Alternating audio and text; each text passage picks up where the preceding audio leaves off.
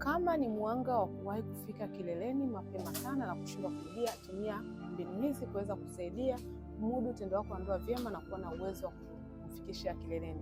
Hatua ya kwanza, hakikisha unapata maji mengi dakika 15 kabla ya tendo.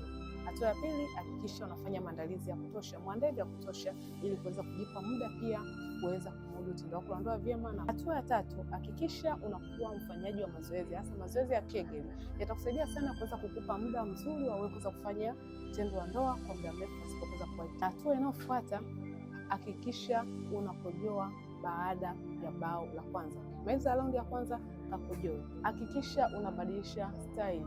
Usikalie staili moja unapokuwa unashiriki tendo la ndoa. Hiyo itakuchosha sana na kusababisha kufika kileleni mapema sana. Hapo ni uwekezaji wako. Na kama utafanya mambo hayo yote na bado hali ikawa inaendelea, usiana nami uweze kupata tiba sahihi. Kuna changamoto kubwa ambayo inasababisha hizo hali kujitokeza.